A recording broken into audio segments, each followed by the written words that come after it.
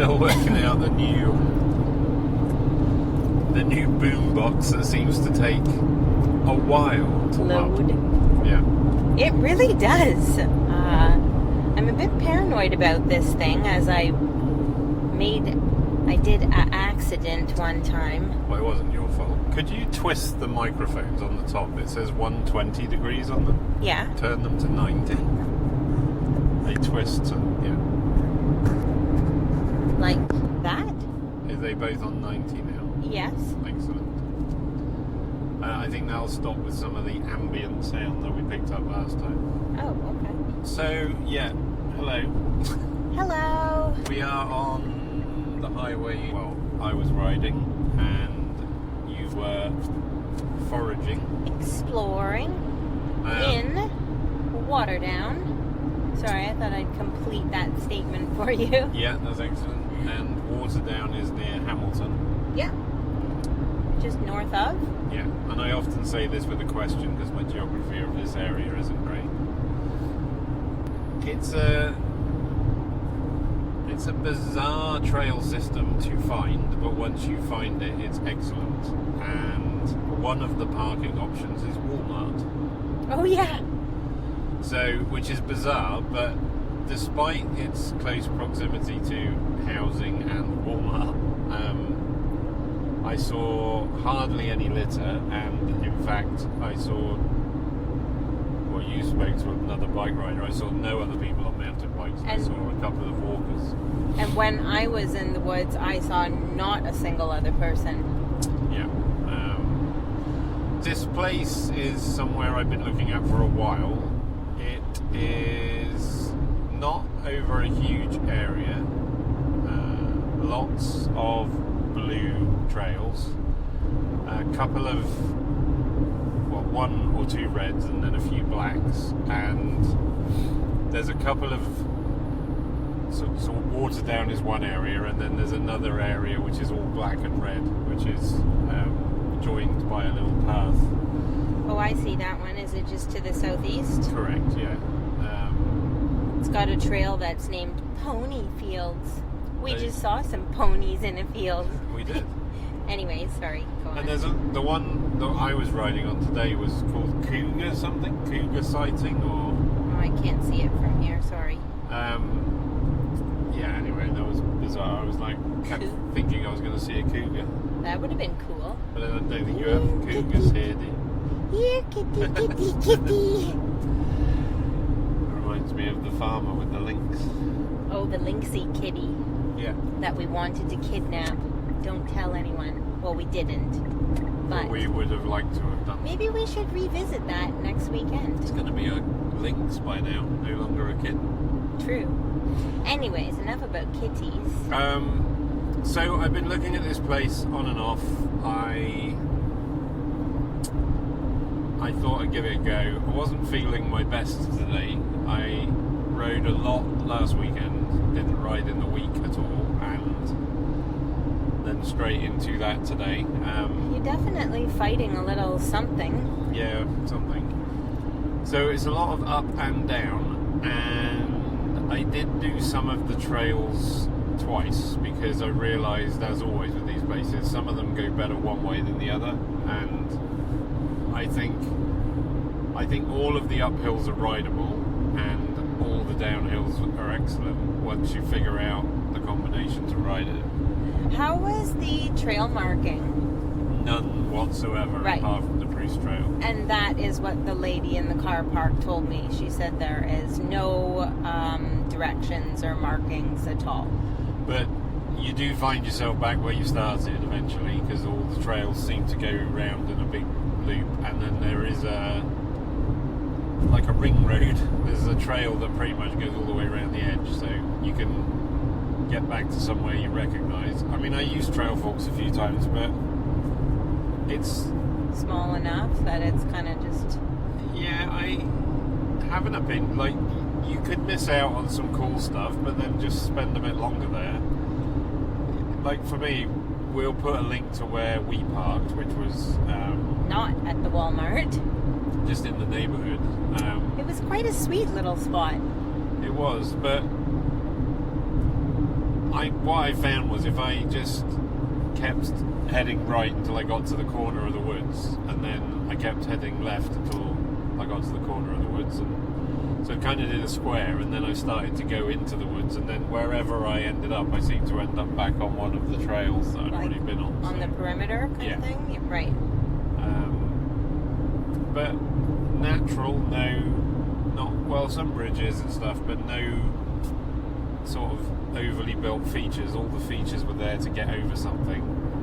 A few log rolls that were just too big, like just ridiculous, that even I couldn't get over on a high pivot bike, which means you can't get over them. So they're a bit silly, those couple of things.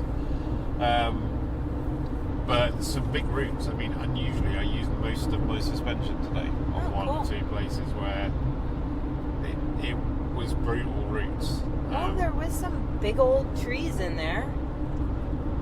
Yeah, and some pretty big drops. And some steep enough up and downs as well. So, yeah, I would say the blues are realistically blue.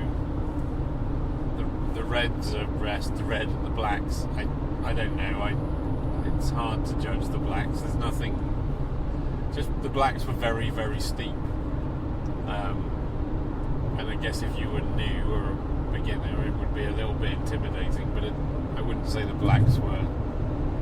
They didn't almost warrant that rating of black. I see. So more so just steepness than say technical. Steep and roots. Steep and roots. But I've been other places where the blacks are much harder, I suppose, in this area. So right. But no people, and just nice place to ride. A bit of an adventure as well. 1 minute you're by a river, then you're by a in the pine woods, then you're in the deciduous trees, then you're in like a meadowy, marshy area. Yeah, it was pleasant. So hold on, I got a question. Was that actually part of the Bruce Trail, or was it a trail off the Bruce Trail? So the sign said Bruce Side Trail. That's what I thought I saw. And I guess it's all part of the Niagara Peninsula kind of tourist route, is it? Right. I guess just sort of as you were describing some of the trails, it reminded me of good old Brucey Babes, and sure enough, there was a reason why.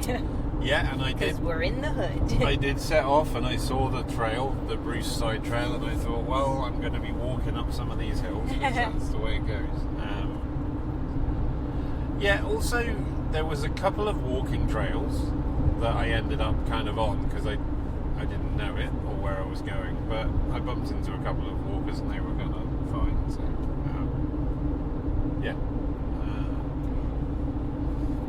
So let's talk about where we actually parked the car. Yep. So I didn't want to park in Walmart. I don't know why. I just didn't feel that was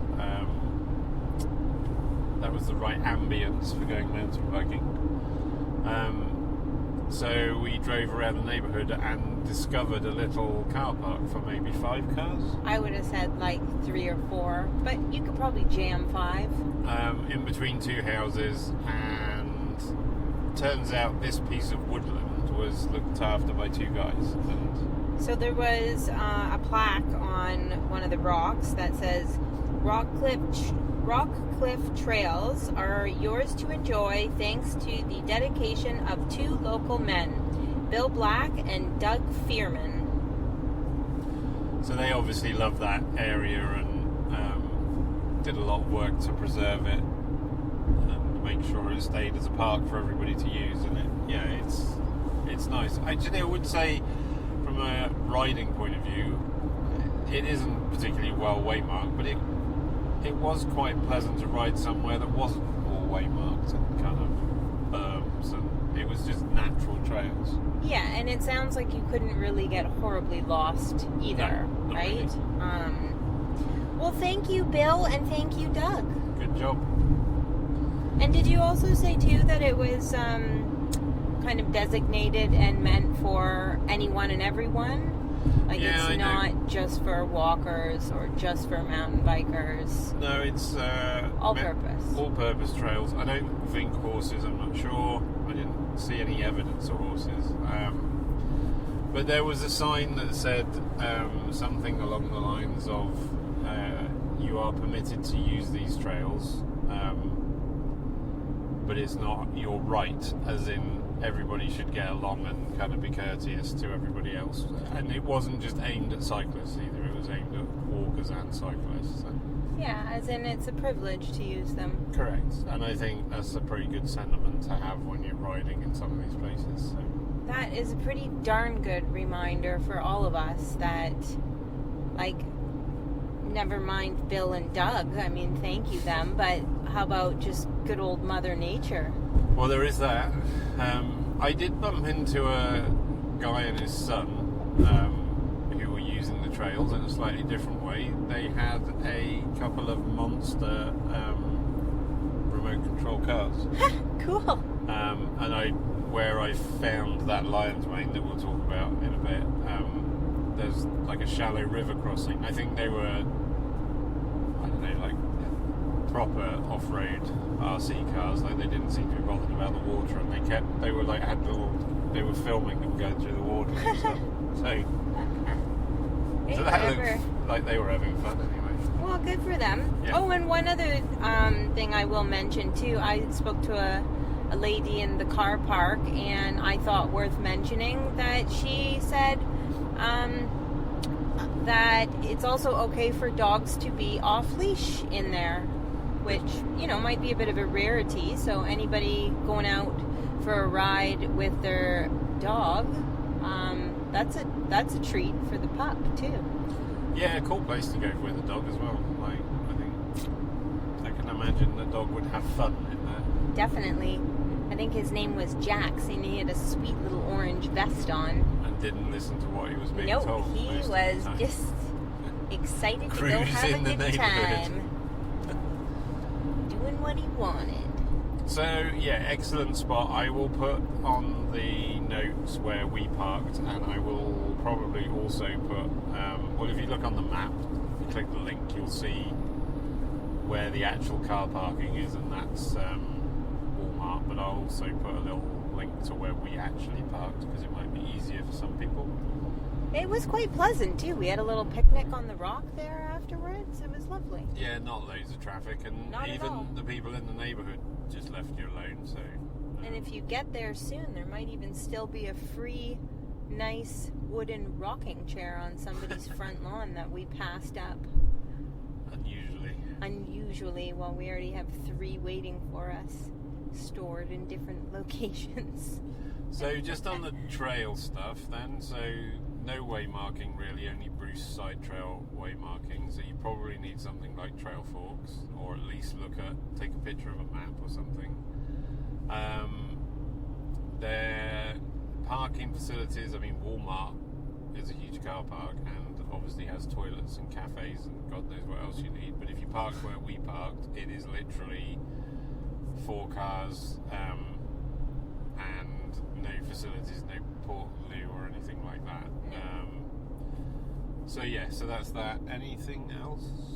I think that's about it. We could just maybe mention the weather today was, we've had, it was a bit of a cooker this week, and it's finally cooled off, and so it was a bit cool today and not at all calling for rain, yet it was kind of just drizzling and misty sort of when we got there. But I found the bush very dry today, and Jamie, you said otherwise. So the woods were dry, but then every time I ended up out of the woods on one of those trails in the undergrowth would just held all the water, so I got quite wet actually, but not really from the rain, just from the water on the leaves, because it was all kind of chest height. So I see. The ground underfoot though was good. I would say it was pretty perfect. Like, I definitely hit some corners pretty quick and didn't move anywhere, and the roots weren't slippery, so I think you're right, in the woods it hadn't really penetrated. Right. I think that's about... Anything else on that? No. Well, then that's about that on that. It is. So, what did you find today, Jamie darling? So this is relevant, I found a railway track. I'm always interested in trains, and so I crossed the railway track to the other trails, and they dropped down to a stream, which is where the RC car guys were. So I rode up there because I thought, well, I'll cross the railway track at the other, because there's 3 crossing points. I'll cross at the highest one. And I was kind of just curious as to whether there was any like track plates or any kind of railway information, because I was just interested to know what the line was, or what it, because it seemed active.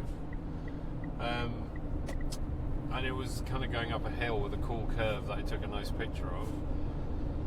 And then I looked down, and across the stream on a tree, like acting as a bridge, was 3 clumps of lion's mane, and I'd already found a clump of lion's mane straight out the gate from the car park. So I was just setting off, and I saw you riding back towards me, and I thought either hooray or uh-oh.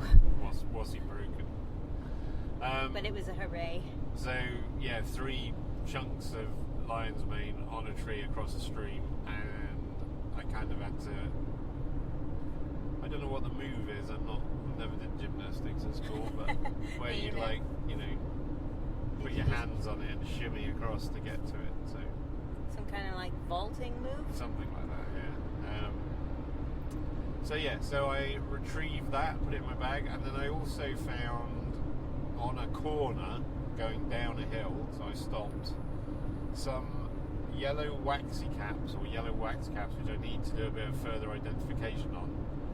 The quick in the bush, use the app and then Google it, said delicious edible, so I was like, well, I better collect a few of these, but they were a bit old and brittle, and they're now underneath the lion's mane in the bag, so I don't know what state they'll be in, but if they are what we think they are, then it will be a new one that we've identified, and an edible. And I saw 1 small cluster, and that was it. And I saw absolutely 0 mushrooms. Actually, that's not true. I saw 1, and it was like, it looked like the orange jelly fungus, but it was white. For a second, I thought it was lion's mane or cauliflower, but it was not. Yeah, and I think I steered you wrong, because I sent you off where I found that lion's mane, and then I don't know, maybe you should have gone the other way, but I think I should have plunged down like straight away, but I just kind of kept to the right, and I did eventually go down, actually quite a bit, because I noticed not until on my way back that I was going up quite a lot, but no, it was just really dry. Everywhere that I was, I thought, oh, these poor mushrooms must be thirsty. They're just not popping up. But you did okay in the end today. I did okay in the end with lots of other edibles. There was some really nice apple trees in the bush there, and in fact there was one right straight out of the gates before even entering the bush from where we parked. We did enjoy an apple before setting off, and there was a few more good apple trees along my way, so I hit one on the way back and filled my backpack, and then we collected a few other things together, such as some staghorn sumac and some black walnuts, and already we found a few clusters of wild grapes they're probably a little on the tart side, but we collected a few. Who knows what I will get up to with them. And I think was that about it? I mean, I did find a few wild blackberries, but we ate those. We did. We've also been drinking that water today that you made with the sumac previously. I did. I made some sumac tea, and we had that before setting off, actually, and it was delicious. It's like lemonade. Yeah, so that was, I think, one of the reasons why you wanted to collect some more, right? I do. I will make some more tea, but I'm going to get much more adventurous than tea with those little suckers. I think I'm going to start by dehydrating a good whack of it, and I'm definitely thinking ice cream. Yeah. Amongst other things, and Speaking of other things, delicious things, we also did just enjoy a couple of muffins with the autumn olive berries I picked the other week, with some of those in, as well as some technically foraged, urban foraged, wild nectarines. Oh yeah, that's Yeah, nectarine and autumn olive berry, and I think rosemary I had in there, little muffins. Yeah, they were excellent. They were lovely. We just had that with a cup of tea on our journey home here. And yeah, those autumn olive berries were very, very young. And I did see another couple of trees in there as well today, but I just, with my leg, couldn't quite get at them. So I left them behind. They also weren't super ripe just yet. A little bit more time. Did Yeah. you want to give a little bit of a foot update? I could do. I do actually have something very exciting to report. I just one day ago decided at the last minute I am going to try riding my cruiser coaster bike in the city. I had just a few blocks to go, somewhere to be. So I can officially ride a bicycle now, and tomorrow we might try me on a trail. Yeah, we might try a nice easy green trail tomorrow. So On my Scandal. yeah, and as it's got a dropper post, you can always drop the saddle. So That's true. I easier just to get on and off. just had to be very mindful that which leg I put down when I came to a traffic light or stop. But it was a very short little ride that I did, but it was quite exciting for me. Yeah, I think it's game changing. I was slightly unenthusiastic about the whole thing because I was concerned, but I think it. Well, you did worked out chaperone all me right. on the way too. I did. Yeah, it's, you're still kind of mobility is a bit limited, isn't it? And I think my concern with that cruiser bike is it's a pedal back brake. So, but I think every day it's getting better, right? So Another thing I could do today, which I don't think I've done yet, is from standing with my hips almost level, I could pretty much get my heel all the way to the floor. Whereas I started out in like major plantar flexion, I am getting quite close to getting like neutral 90 degrees. which is excellent. Well, which is something, yeah. It definitely is. So I've been pretty well not even using crutches. I mean, I will still use them, or if I'm going out for a longer haul, I definitely will take them. But if I need to kind of hobble off to something, it's almost easier for me to do without crutches, just little tiny steps. Yeah, makes sense.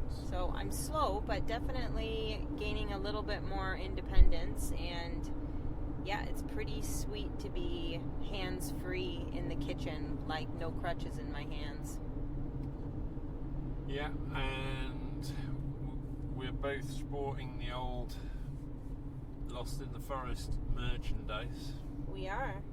I've got my brand new children's sweater on, my children's hoodie. And I've got a t-shirt on. They seem alright. I mean, Yeah, mine isn't cat proof, it would appear. Nope, one of the kitties already punctured a hole in it. But yeah, we'll see. I'm gonna see how it stands up to a bit of wear and tear. I guess so. But it's available on our website. Anything else we need to cover? I don't think so. There was no cone stop today. It's kind of just gray and overcast and dreary and a little bit cooler. And I think we just wanted to beat a little bit of traffic. Plus, we do have a good load of edibles to play with here. So We were a bit later than normal as well, I think. So yeah, so we're just heading home. cruising in. Yeah, so until next time. Get lost.